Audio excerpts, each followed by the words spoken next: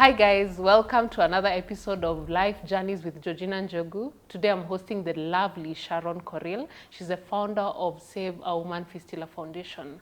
But before we even go to Sharon, I would like to thank our hosts for today, the ones who have provided this location, Dusit Princess, located along Mimosa Lane, Church Road, off Church Road in Westlands. And without further ado, welcome Sharon. Oh, thank you. How are you doing? I'm good. Nice to see you. You look lovely. Thank you. You too. So who is Sharon? Sharon is a mother. Yeah, she's a mother of 2 sons. I'm an advocate of the High Court of Kenya. Sharon is also a champion, previously a survivor of obstetric fistula. Yeah. In my introduction, I mentioned that you are the founder of Save a Woman Fistula Foundation. Let's start from there. How did you come about starting even the foundation? Georgina, Save a Woman Fistula Foundation was birthed through pain. I went through a lot of pain, quite a demonizing experience in 2017. I had a condition called obstetric fistula that came about after childbirth.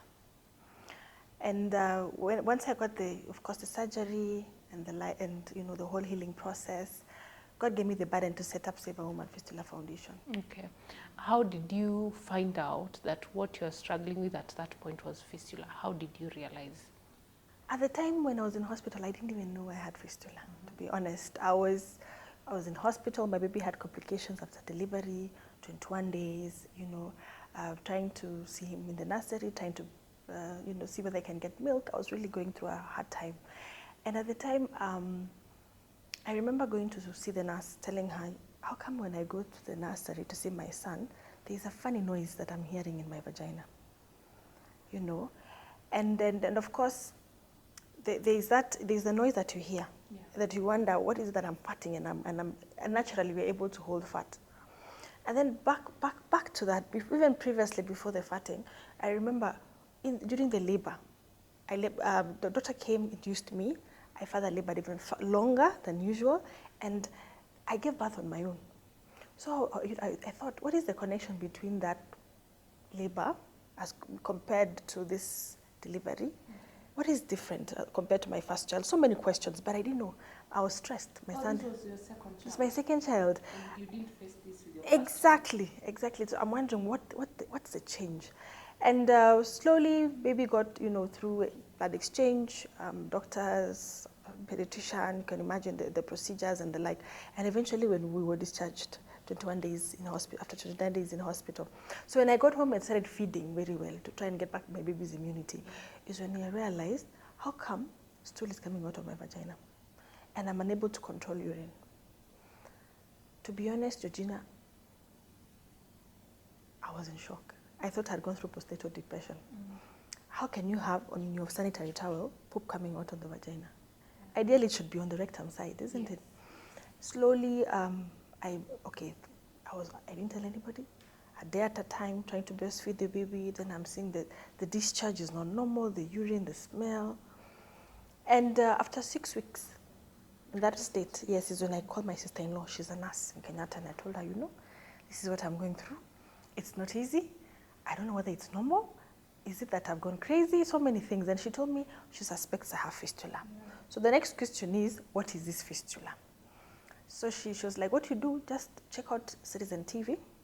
There is a camp ongoing in Kenyatta. Find out the days for screening, get to understand when, whether it is, when and where and the like. So I was on Citizen TV before news, and I saw the advert that was on the screen, and I went to Kenyatta. Georgina, when I got to Kenyatta, the number of women who were queuing, unbelievable. So many women were queuing. And they were all either middle-aged to old, and you could see they had urine on their skirts. The woman looks so downcast, so depressed. There's always a feeling like you don't know whether you'll be fine.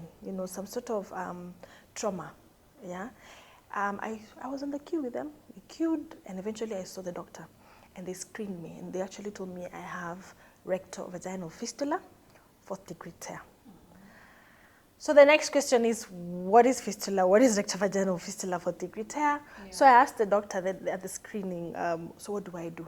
You have to do surgery. I can't have a baby whose immunity is so low with birth complications. I have to breastfeed. What do I do? So eventually they were like, you know what you do? We have a contact surgeon, Dr. Hisa Wakasiaka. He has a facility in Upper Hill Medical Center. You need to go and see him and probably you can talk in terms of a private hospital. So there we are, back home, the same thing going on, fully in the bedroom. I don't want visitors. I do not want anybody in my space to come and see that I'm smelling. How? Does anybody else in that household know what you're going through? Yeah, my husband would complain at the time that, hey, this woman is smelling.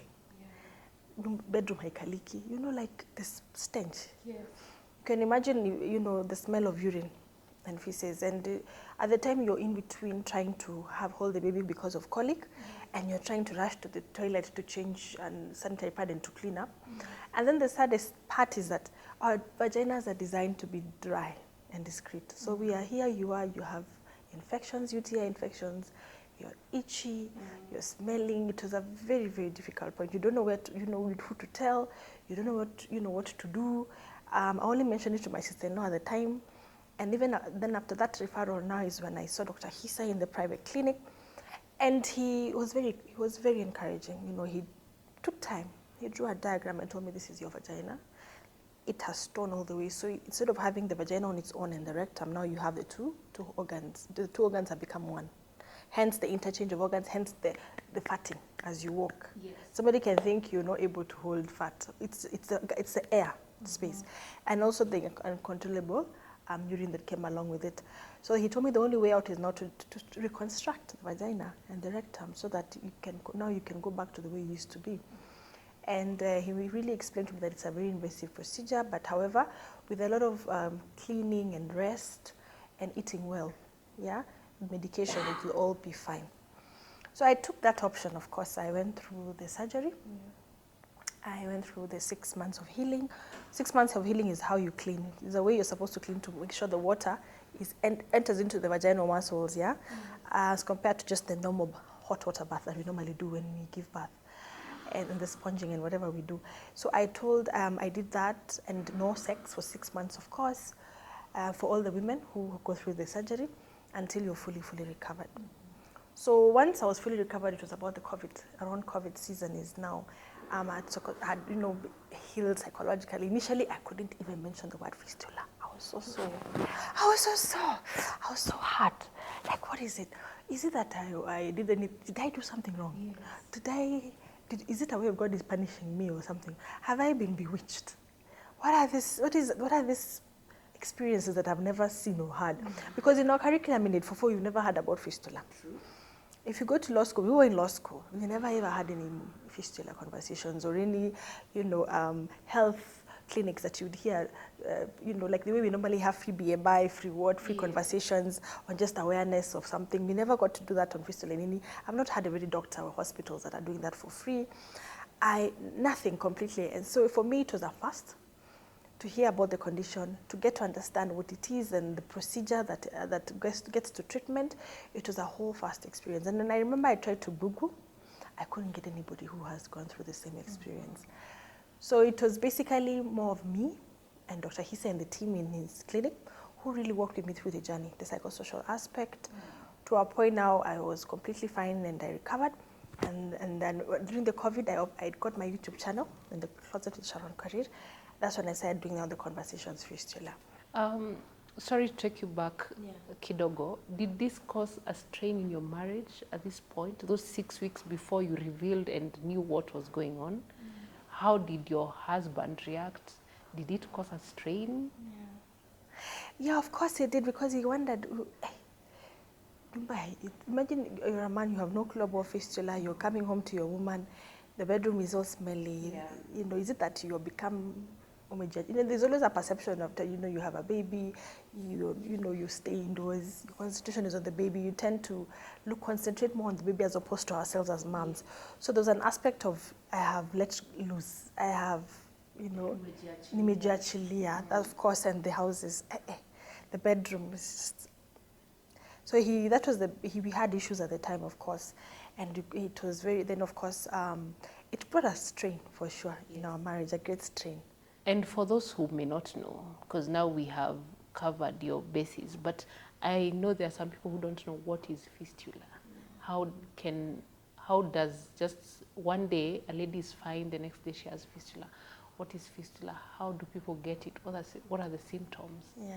So most women in Africa, even over the world, but mainly in Africa, get fistula through childbirth. So a lady goes through prolonged labor. They labor for longer than they are supposed to. At the time, baby may come out forcefully, and then they get this child tearing the muscles. So normally the varus comes in with a degree. Like I had vesicovaginal fistula, 4th degree tear, the worst form of fistula. Someone else will get vesicovaginal. That is just leaking urine because it's only messed the vagina. Okay. So the muscles around the vagina are torn, hence just leakage of urine.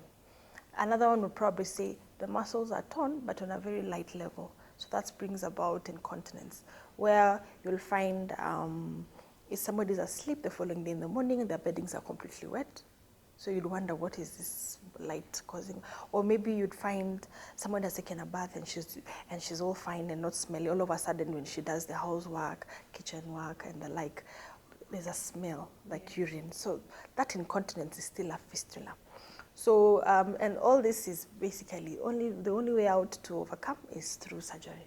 Yeah.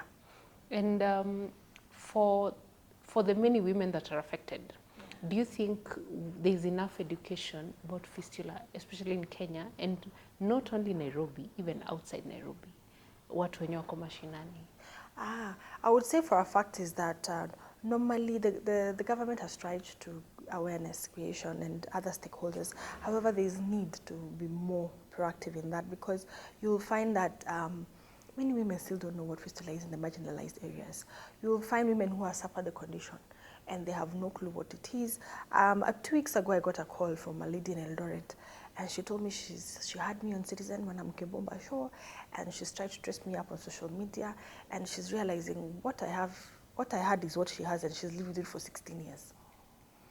And to a point where the saddest part is that her child who she gave birth at the time is in high school. And secondly, the husband has left her room to another room, and he's completely off intimacy because he says she's not sweet. Yeah. She's completely flat. So that's when then I asked her, so are you in a position to go to hospital? She says, yes, of course I can. So I referred her to Genaki Hospital in Eldoret, and that's where she's gone now for surgery. Okay. So the thing is, the more we speak about it, the more conversations we've had, and the fact that I've gotten immense support with Citizen, rural media, in whichever way, radio, TV, I keep on a day-to-day basis. If it's not a text on my social media page, in my inbox, or a call, there's a text or WhatsApp message on my phone, there's always someone reaching out to say they have the condition. So the more we do awareness creation, the better. And we're hoping that we can get proper stakeholders who can come in to support, so that we can actually do more like a door-to-door campaign, more like a county-to-county campaign to emphasize on the condition. Because the moment we support the woman, we build a society. We don't, you can imagine fistula affects the whole society because it breaks a home. A woman cannot go to the kitchen to cook, right? Because of that condition, you're all dirty and messed up. You cannot cook, so you cannot consume it. You cannot, that's conjugal rights. That's a problem already. You're not in a position to go to the farm and work to get an income. You cannot go to the workspace. One of the champions, one of the beneficiaries of my foundation was sacked from a receptionist job in Mombasa because of smelling, because of the gas. When you fart, it removes a smell of poop because of it's a gas smell. Who would want a receptionist who smells like that? So the reality is that the more we emphasize on this, and we really, really intentionally and normalize conversations fistula, then we will support the woman, the family, the children, the whole setup. Okay, and now when your condition, you are coming to an end of it right before COVID, is it that time that you got the idea of Save a Woman Fistula Foundation, or at what point did this come in and how did you start it? I went to the salon in my local hood, and I had my aunt to do my hair. So when I got to the salon, there's a lady who we were waiting for to finish so that I would sit, and then she can leave. When she stood up, Allah, it was all wet urine, and her skirt was all wet. And then the next thing is, okay, she's paid, she's left. So I told the lady who does our hair, we have a common person. I think she has what I had. I don't know, can you speak to her? So the lady says she's come here twice, thrice to do her hair, and it's been the same thing. My hairdresser called her, talked to her, referred her to me. She went to Jamal Hospital in Buruburu and got surgery. The reality hit me then. Now I was like, you know, we need to have conversations. There's so many women who are suffering in silence and they have no clue where to start, where to go, who to tell, you know. That's when I did my YouTube channel. So the moment I put up the first video on my Facebook page, so there's a lady, Faith, so many women reached out, I have the same condition. In fact, I've never told my hubby, I've just avoided having sexual intercourse with him. It's straining our marriage. Another one would call and say, my mom is going through this for years. I'm in Kinangop, how can you support? I'm a driver by profession, I don't have the finances, could you support? Another, you know, so many calls coming in and, you know, then I thought, fine, we have done this now. Awareness. People know they are reaching out for help. So we need an organization where I can fully support women independently from me. Yeah, because it's a whole body on its own, yeah. So I registered now Save a Woman Fistula Foundation, and we have our board. We have a board of trustees. We also have a goodwill ambassador and who really support what we do, and they have really spearheaded in their spheres of influence. And to a point now where we have done quite a lot to support women. We've done activities, like we did a retreat for fistula women in Emory Hotel, where we met with the women, we shared with them, we empowered them on what fistula is. We shared deep, intimate conversations in the dinners and the like, because one, some conversations you cannot even tell your sister to understand. They won't feel you, they won't connect with you, and there's some conversations that are too deep. Like even after healing, how do you start off now with your sexual life again? And so many things, like I have done surgery 6 times, why? Like my vagina, the doctor came, did the surgery, when we were back to intimacy 6 months after healing with my husband, there is no vagina to penetrate into. It's all sealed. Yeah. What is the problem? So that goes again to a failed surgery. Goes again to the question, is the surgeon really a qualified surgeon? Are they trained to do fistula work? Right? So those are conversations that can only be had and said in the midst of those who have gone through it. It was a very good, fulfilling retreat, and we've gotten support from Kenya Human Rights Commission, really immensely, to support all our events and activities that we do. We went on to design a toolkit for fistula women, where this toolkit is going to be by the University of Manchester in the UK. This toolkit is to demystify fistula in very simple, you know, explanations in English and the local dialect, for the brochures to be shared around the counties, you know, so that women and men can read and understand what fistula is, and the helplines. So we're in the process of working on that. The University of Manchester also supported us with incontinent pads. So we have like over 10,000 boxes that came, and we've been giving, like, even to idea of when they're doing the camps. So it supports women when they check into hospital, you need a sanitary pad or an incontinent pad, to be able to not to mess up the beddings and the like. Anybody before surgery, we support, so that even for your own dignity, you wouldn't want to be in a matatu when you're standing, everyone is looking at you like, hauna break, like, what is the problem? We've also done that very well. We've done outreach in Kajiado, or Tepesi, where we've done more like a awareness campaign. We had about 300 women, and out of it, we empowered them on what it is. We managed to have conversations with the midwives, and they said, indeed, they're there. You'll find a woman coming and there's a farting noise. Yeah, and now the only way out is now we have to have conversations with our women to stop giving birth at home or with midwives. Why don't we do it in a healthcare facility? Right? So out of that, we had about 4 women actually who came out and they had got surgery. Others have it, but they're scared. What will the society say? What will my husband say? There is a fear of having conversations fistula because of a taboo mentality. Well, you know, it's a taboo. And stigmatization. People will be like, that one, kumba kona shit. You know, kind of perceptions. So those are the challenges that we face even as we go on to do the outreach and the like. We've also been doing our events to mark, yes, indeed, our anniversaries with themes like towards eradicating fistula, because the end goal is to put an end to fistula. Having also very supportive, our women rep has been extremely supportive. Honorable Basaris, Honorable Elachi, we have been having women who have come in to really support our events and to continue conversations on fistula and how we can see how we can even support and on even in legislation, enacting laws that reproductive health bill to be an act that has a provision for fistula and the like. Yeah. Do you think there are any policies that maybe the government can put in place, maybe to help the women that are going through this? If you are the one making the laws, Yeah. what would you suggest? What are the policies you would suggest? If I was to make the laws, of course, I would be very keen that we need to be cautious. Anytime a woman is being told to leave hospital, are they free from fistula? That's one question. Because the same women who I was in hospital, one of the leading hospitals in Nairobi, and I was discharged by the gyna, right?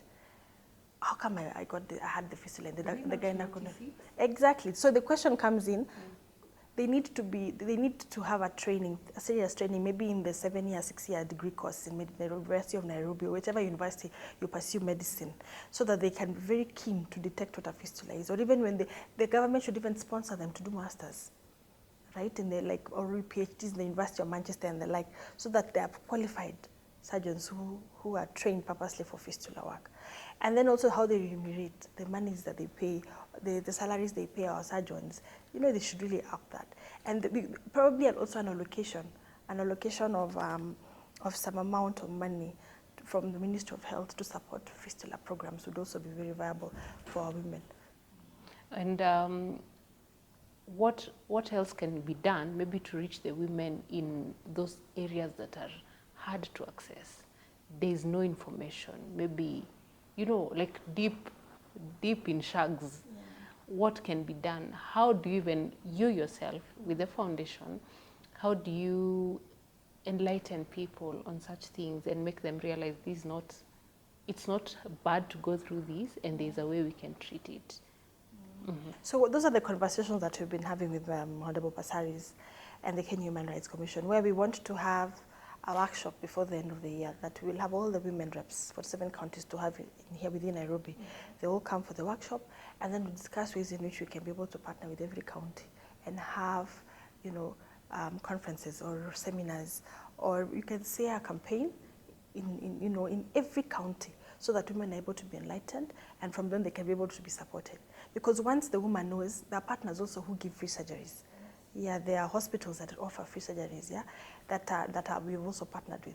So that wouldn't be a problem. The main issue is getting to have that woman know that first she has fistula, accept that she has it, and she can be able to get help. And how can men, like the partners of these ladies, support them? That is also a factor. Because if your partner does not support you, you'll feel like you're secluded and you're stigmatized. How would you tell, maybe partners to these ladies to support their women? Yeah, I would say for sure, fistula doesn't affect the woman alone. It's inclusive of the partner. So if our men would be more keen, and we want to understand what it is, because I've gone to meetings and they're like, what is that? Fistula. It's a women affair. We are not party. Women, we are not. It's not a men. Exactly. But we need to change that mentality and have our men come on board and even be our goodwill ambassadors. Speak about it in every sphere, whether it's in the pubs, in the church, in the locals, whatever they are, in the office space. We can enlighten the women in those spaces. However, there are men, beneficiaries of my foundation, whose husbands have been extremely, extremely supportive. Then I must say there are few, but they're there. So if you can have more like that, who can bring it out, speak about the experience with their wives and the way they've been patient for a number of years, and the wife has gotten healing and all that, it will be very important and good, so that we keep these conversations going. Okay, now what's next for Save a Woman Fistula Foundation? What's next? What's the plan? What's the goal? Right now you have been 3 years, right? You are 3 years now. We've turned 3, and we are really, really grateful to God, because He's the path. God gave us this burden, and we are here. And so far we've even been able to support women as far as Malawi, in Ethiopia, in Uganda, in Tanzania, and also I mentioned Ethiopia, right? Yes. Yeah. So people are reaching out. They're saying they've had this condition in one of the YouTube channels that I did stories in. It's so many. I've been hosted by so many friends of the foundation, and from them our conversations are going on how we're able to create awareness even as far as Addis Ababa and the likes. So that's why we're ongoing. We're looking at not even in Kenya now. We are looking beyond, and we want to see beyond Kenya. And how is that? Recently, you were in Ethiopia, right? Let's talk about that. Right, yeah. How is that? How is the education out there about fistula and maybe the ladies there? Not only in Ethiopia, even the other countries. How is it out there? I must say Kenyans were ahead because we are able to embrace very sensitive conversations on the vagina and fistula and being able to understand exactly what it is and being given even platforms to talk about it. In other countries, I would say the ones I've been to, it's not the same. They are backward. The women still suffer, they're still ostracized. The cultures that are there, the Muslim cultures, the way of life of people out in the way I've been to, it's a process, it's a long process. And then the way the government is even able to embrace having policies, having, allocating funding for surgeries and the like, is quite difficult. They still have, we are ahead, they still have a long way to go. As we move forward, after 3 years, what's your future plans, even with Save a Woman Foundation and now the wings that you're growing? With Save a Woman Fistula Foundation, we are really, as I said, intentional about awareness creation over all the 47 counties. Yeah, so that every woman can know that there's this condition and they can get help on a personalized basis because we are in the counties literally, not on media, per se, on the ground. And secondly, we also want to have a Fistula Act. We can get stakeholders who can support us to do a proper legislation for fistula. That would be good, and policies that are streamlined purposely for fistula. Another thing is that we were intentional to have a hospital. Where can we have a hospital for fistula? But mainly for fistula cases. Yeah, that women can come 24/7, whole year round, purposely to get psychosocial support, to get screened, to get repair, to 100% fully recovery, And as we wind up, what will be your advice to a lady who is going through what you went through at some point? What will be your advice to them? I would tell them it's not easy. I know they are feeling so low. They are so down. Others, they are even battling low self-esteem right now because of the comments in their space. The husbands may have bullied them, telling them how they are smelling, how they are not interested with them anymore. But there's hope. Yeah, it's just a season that will come and go, like it did for me. It was there and it's over. They can get surgery. If you're there and you're quiet and lay back at home, please reach out. Kindly comment on this comment section where you are, your number, and we'll reach out to you. You can even give out your pages. Yeah, you can also check out my social media pages, our website, Save a Woman Fistula Foundation, Sharon Korir Fistula Champion, and Save a Woman Fistula Foundation on Facebook and Instagram. Thank you so much, Sharon, for your time and even for sharing with us your inspiring story. We appreciate it, and I hope it gets to help a lot of women who are going through the same thing and have not accepted the situation, or they don't even know they're going through it. Thank you so much. You're welcome. But before we go, I'd like to thank our lovely host for this beautiful location. Our host today is Dusit Princess. Thank you so much. We appreciate. And to you, our viewer, thank you so much. Till next time, ciao. Ciao.